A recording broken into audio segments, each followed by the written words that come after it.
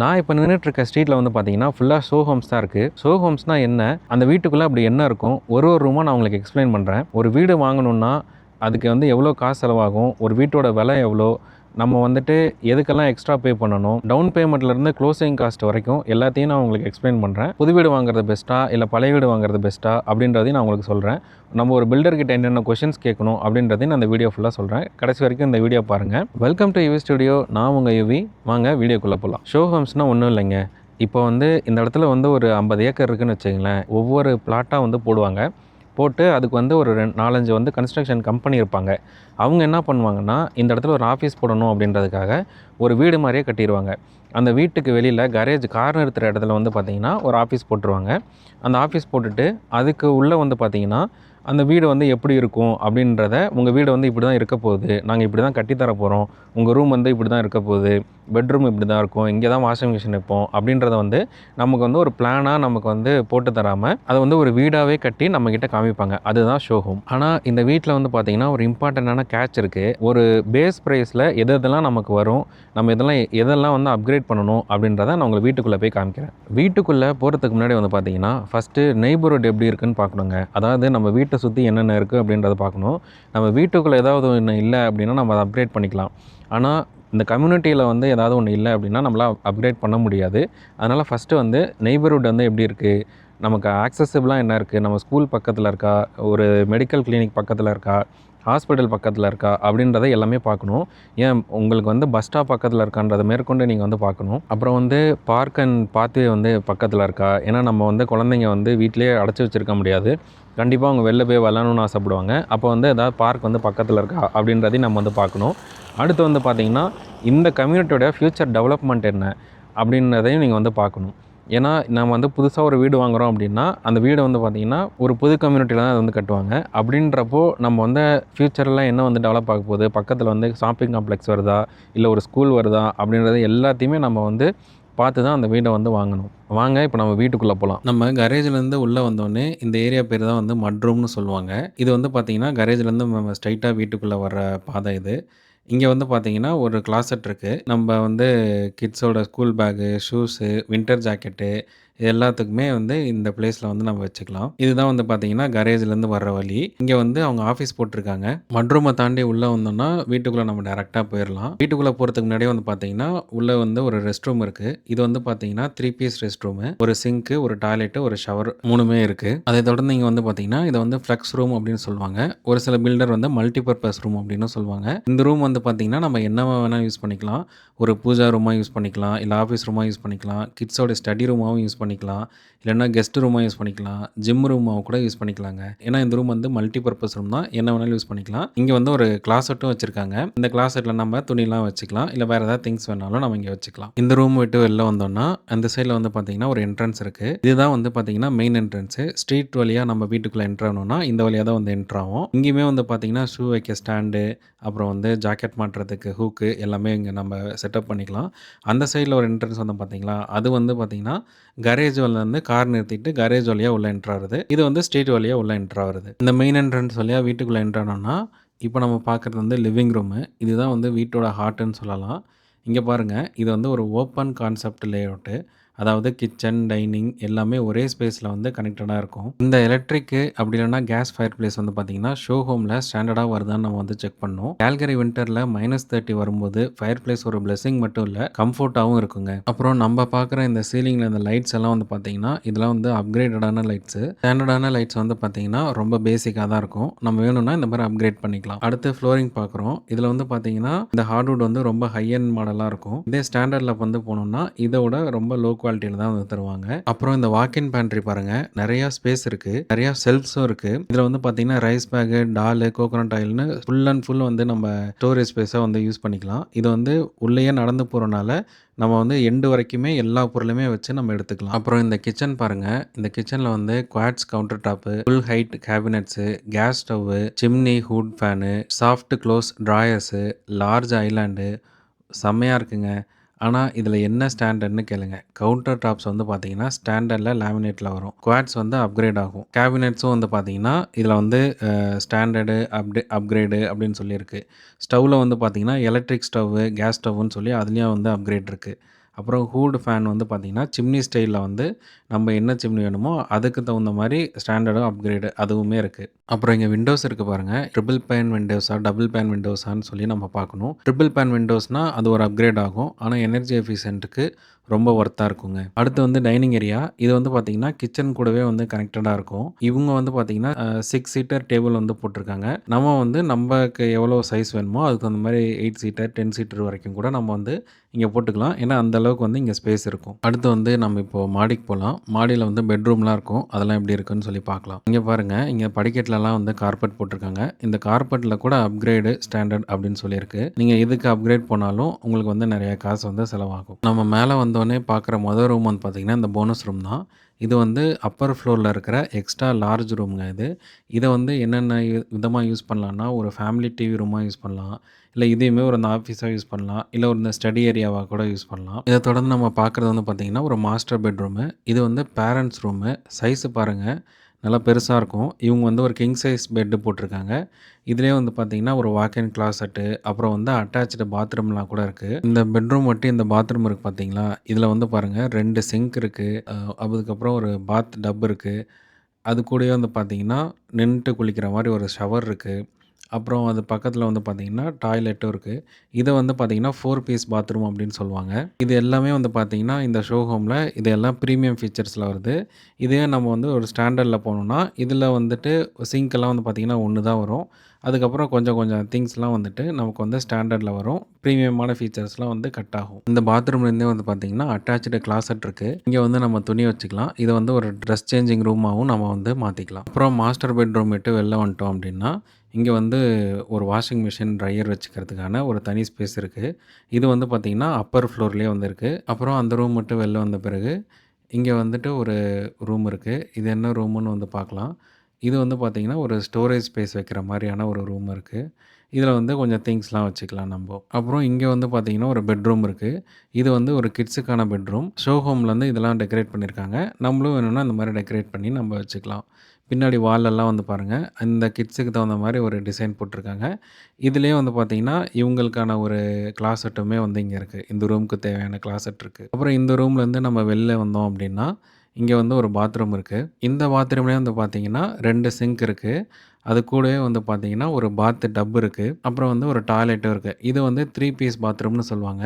ஏன்னா, இங்க வந்து ஒரு சிங்க்கு, ஒரு டப்பு, ஒரு டாய்லெட் 3மே இருக்கு. அப்புறம் இந்த பாத்ரூம் வந்து வெளில வந்த பிறகு ஆப்போசிட்ல ஒரு ரூம் இருக்கு. இதுவும் வந்து ஒரு பெட்ரூம் தான். இதுக்கு வந்து பார்த்தீங்கன்னா, இதுக்கும் வந்து பேக் ட்ராப்ல வந்து ஒரு டிசைன் குடுத்து நீட்டா வச்சிருக்காங்க. இந்த ரூம்லயுமே வந்து பார்த்தீங்கன்னா, ஒரு கிளாசெட் இருக்கும். இந்த ரூம் விட்டு வெளில வந்தோம்னா, லெஃப்ட் சைட்ல வந்து பார்த்தீங்கன்னா, இன்னொரு பெட்ரூம் இருக்கு.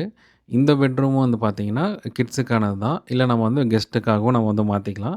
இவங்க வந்து கிட்ஸ்க்காக வச்சிருக்காங்க. இதோட பேக் ட்ராப் வந்து பாருங்க, இதுவும் நல்லாயிருக்கு. இந்த ரூம்லயும் வந்து பார்த்தீங்கன்னா, ஒரு கிளாசெட் இருக்கு. இப்ப நம்ம இந்த இடத்துல நிக்கிறோம். இங்க வந்து இங்க ஒரு பெட்ரூம், இங்க ஒரு பெட்ரூம், இங்க ஒரு பெட்ரூம் இருக்கு. இந்த 3க்குமே வந்து பார்த்தீங்கன்னா, காமனா ஒரே ஒரு வந்து வாஷ்ரூம் மட்டும் தான் இருக்கு. அப்புறம் இந்த அப்பர் ஃப்ளோர்லேருந்து பார்த்தோம்னா, இன்னொரு ஃப்ளோர் வந்து மேல போகுது. இது யூசுவலா எல்லார் வீட்லயும் இருக்காது. பட் இந்த வீட்ல வந்து இவங்க வச்சிருக்காங்க. இந்த ஃப்ளோர் வேணும்னா, இதுக்கு வந்து நம்ம தனியா வந்து காசு கட்டணும்.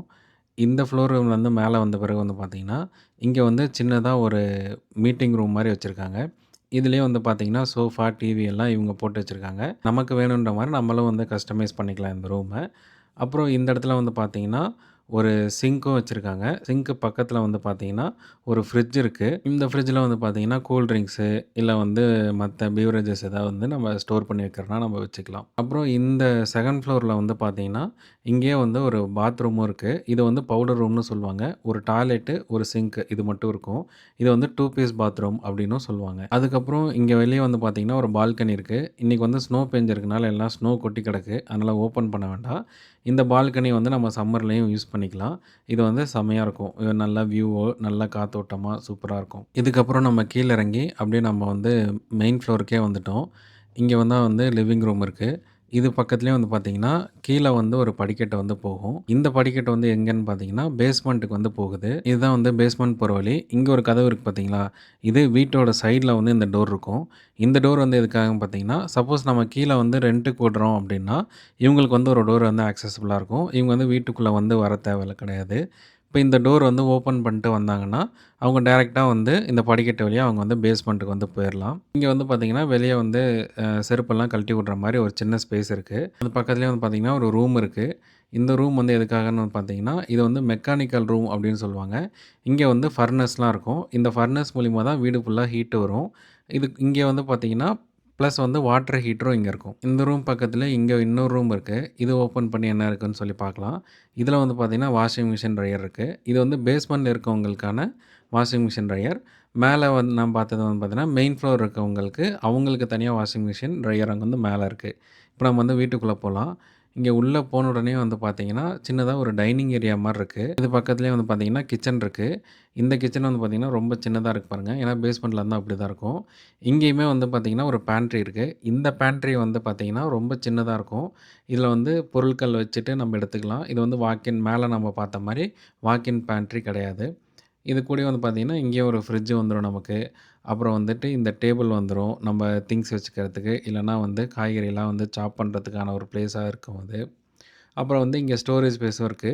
அப்படியே ஆப்போசிட்ல வந்து பார்த்தோம்னா, இங்க வந்து ஒரு ஸ்டவ் இருக்கு. இதுவும் வந்து எலக்ட்ரிக் ஸ்டவ் தான். நம்ம வேணுனா வந்துட்டு இதா மாத்திக்கலாம். கேஸா மாத்திக்கலாம்.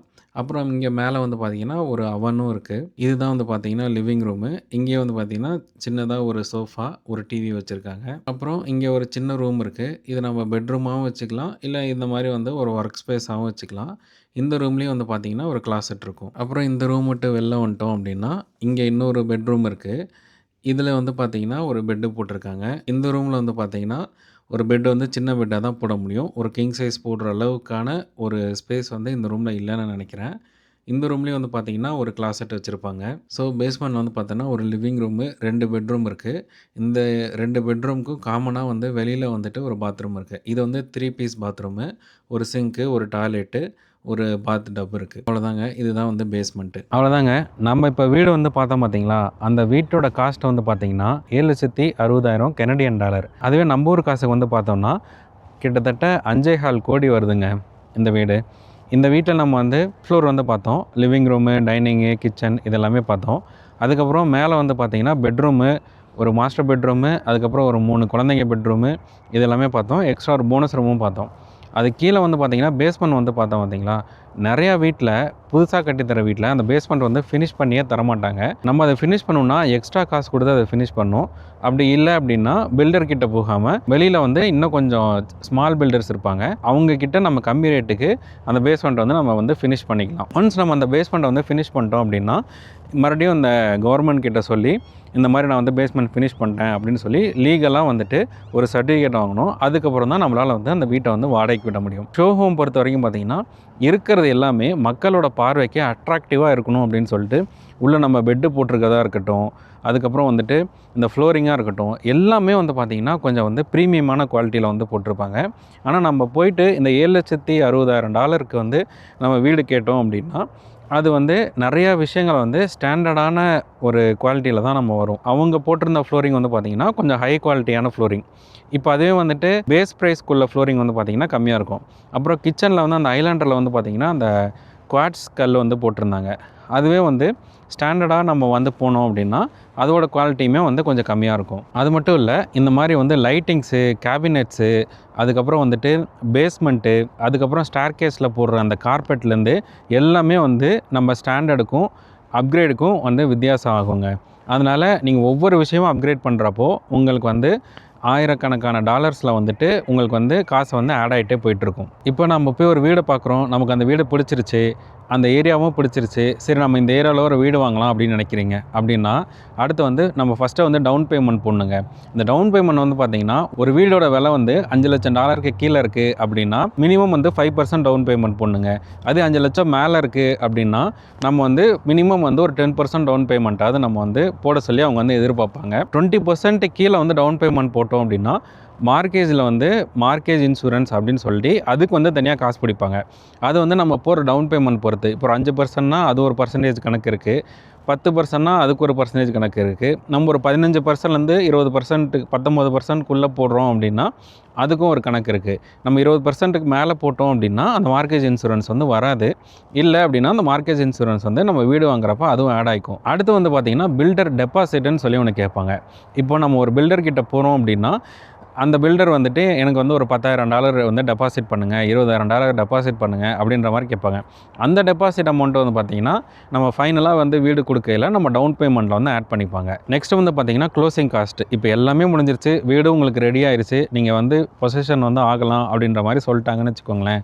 இப்போ அதுக்கு வந்து என்னென்ன வந்து நம்ம செலவு பண்ணுற மாதிரி இருக்கும் அப்படின்னா, இப்போ அதில் வந்து பார்த்திங்கன்னா லாயர் ஃபீஸ் வந்து கட்டணும். இப்போ நான் இந்த வீட்டை வந்து என் பேரில் வந்துட்டு நான் பதிகிறேன் அப்படின்னு சொல்லி இங்கே வந்து ஒரு லாயர்கிட்ட போயிட்டு அவங்க மூலியமாக தான் வந்து நம்ம வீடை வந்து நம்ம பேரில் வந்து பதிய முடியும். அதுக்கு பேர் வந்து டைட்டில் அப்படின்னு சொல்லுவாங்க.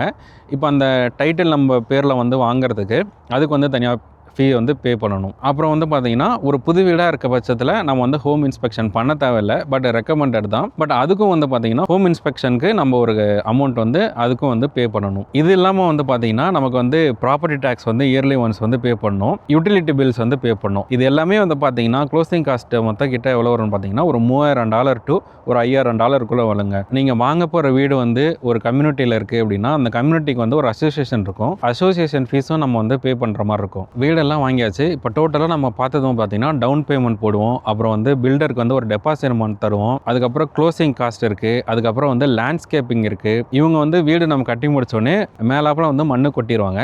அதை வந்து லேண்ட்ஸ்கேப் பண்ணி நம்ம அங்கே புல் போடுறதா இல்லை நம்ம வந்து அங்கே ஏதாவது வந்து கல் வைக்கிறதா அப்படின்றத நம்ம டிசைட் பண்ணி நம்ம செலவு பண்ணி தான் வந்து அதை மாற்றிக்கணும். அதுக்கப்புறம் வந்து பார்த்திங்கன்னா வீட்டுக்குள்ளே வந்து பொருள் நம்ம வாங்கி போடுறது, ஃபர்னிச்சரு, பெட்டு, இது எல்லாமே வந்து தனியாக காஸ்ட்டில் வருங்க. நம்ம இப்போ புது வீடு வந்து எப்படி வாங்குறது அப்படின்றத பார்த்தோம்.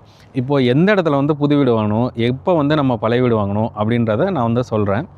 இப்போ வந்து கஸ்டமைசேஷன். இப்போ எனக்கு வீடு வந்து இப்படி தான் இருக்கணும், எனக்கு பேண்ட்ரி வந்து பெருசாக இருக்கணும், எனக்கு பெட்ரூம் வந்து கொஞ்சம் பெருசாக இருக்கணும் அப்படின்னு நீங்கள் கஸ்டமைஸ் பண்ணணும்னு நினச்சிங்கன்னா கண்டிப்பாக வந்து புது வீடு எடுக்கலாம். இதே பழைய வீடு போனோம்னா நம்ம என்ன பார்க்குறோமோ அதை தானே நம்ம அப்படியே வாங்க முடியும். நம்ம அதில் வந்து எந்த ஒரு கஸ்டமைசேஷனும் நம்ம வந்து பண்ண முடியாது. அடுத்து வந்து வெயிட்டிங் டைம் வந்து பார்த்திங்கன்னா ஒரு புது வீடு கட்டுறீங்க அப்படின்னா ஒரு 6 மாதத்துலேருந்து ஒரு 8 மாதம் ஆயிரும் அவங்க வந்து ஃபுல்லாக அந்த வீடை கட்டி முடிக்கிறதுக்கு. அதே பழைய வீடு எடுத்தோன்னா 30 to 90 டேஸ்க்குள்ளேயே நம்ம வந்து ஒரு பழைய வீடை வாங்கி நம்ம வந்து வீட்டுக்குள்ளேயும் போயிடலாம். அடுத்து வீட்டோட கண்டிஷன் வந்து பார்த்திங்கன்னா புது வீடு பிராண்ட் நியூவாக இருக்கும், அதுக்கு வந்து உங்களுக்கு வாரண்டியும் தருவாங்க பில்டர் கட்டினவங்கள்ட்டருந்து. அதுவே பழைய வீடு எடுத்துட்டோன்னா நம்ம வந்து நிறைய ரிப்பேர்ஸோடு தான் நம்ம வரும், நம்ம அதை எடுத்து நம்ம அதை ரிப்பேர் பண்ணிக்கிற மாதிரி தான் இருக்கும். அப்புறம் நெய்பர்ஹுட் வந்து பார்த்திங்கன்னா உங்களோட புது வீடு வாங்குகிற இடத்துல வந்து பார்த்திங்கன்னா ஸ்டில் வந்து டெவலப் பண்ணிட்டு தான் இருப்பாங்க. அதே பழைய வீடு வாங்குகிற இடத்துல ஒரு கம்யூனிட்டி வந்து பார்த்திங்கன்னா நல்லா எஸ்டாப்ளிஷ்டாக இருக்கும், நமக்கு வந்து எந்த பிரச்சனையும் இருக்காது. பக்கத்துலேயே ஸ்கூலு, பார்க்கு, கிளினிக்கு எல்லாமே வந்து பக்கத்தில் இருக்கும், பக்கத்துலேயே நம்ம கடைகள்லாம் கூட இருக்கும். அப்புறம் ட்ரீஸ் அண்ட் லேண்ட்ஸ்கேப்பிங் வந்து பார்த்திங்கன்னா ஒரு பழைய கம்யூனிட்டியில் நம்ம ஒரு வீடு வாங்குகிறோம் அப்படின்னா அங்கே வந்து மரங்கள் எல்லாமே வளர்ந்து நல்லா செழிப்பாக இருக்கும். அதே புது கம்யூனிட்டி போகிறப்போ நம்ம தான் வந்து மரத்தையே நடுற மாதிரி இருக்கும், அது வளர்ந்து நமக்கு வந்து கண்ணு குளிர்ச்சி அதை காட்சி அளிக்கிறதுக்கு ஒரு 5 to 6 வருஷத்துக்கு மேலே ஆயிரும். இதில் சர்ப்ரைஸ் வந்து பார்த்திங்கன்னா புது வீடு வாங்குறப்போ நமக்கு வந்து திடீர்னு வந்து பில்டர் வந்து டிலே கூட பண்ணுவாங்க. 8 மாதம் டைம் அப்படின்றத 1 வருஷம் கூட ஆக்கிறதுக்கான வாய்ப்புகள் இருக்குது. அதே பழைய வீடு எடுத்துக்கிட்டிங்கன்னா உங்களுக்கு நிறையா ஹிடன் ரிப்பேர்ஸ் வந்து இருக்கும். இப்போது இதெல்லாம் பேஸ் பண்ணி புது வீடு வாங்கலாமா பழைய வீடு வாங்கலாமா அப்படின்றத நீங்கள் டிசைட் பண்ணிக்கலாம். சரி, நம்ம இப்போ இந்த வீடியோ வந்து பார்த்திங்கன்னா ஷோ ஹோம்னா என்ன, ஷோ ஹோம் வந்து எப்படி வாங்குறது, லிவிங் ரூம்லாம் எப்படி இருக்கும் அப்படின்றது எல்லாத்தையுமே நம்ம வந்து பார்த்தோம். அது மட்டும் இல்லை, நம்ம வந்து ஒரு டவுன் பேமெண்ட்லேருந்து க்ளோசிங் காஸ்ட் வரைக்கும் எவ்வளோ வந்து நம்ம காசு கட்டுற மாதிரி இருக்கும் அப்படின்றதையும் பார்த்தோம். புது வீடு வாங்குறதா பழைய வீடு வாங்குறதா அப்படின்றதையும் நம்ம வந்து பார்த்தோம். இந்த வீடியோ வந்து உங்களுக்கு பிடிச்சிருந்துச்சுன்னா மறக்காமல் ஒரு லைக் பண்ணுங்கள், ஷேர் பண்ணுங்கள், சப்ஸ்கிரைப் பண்ணுங்கள். இதே மாதிரி இன்னொரு வீடியோவில் சந்திப்போம். பாய்.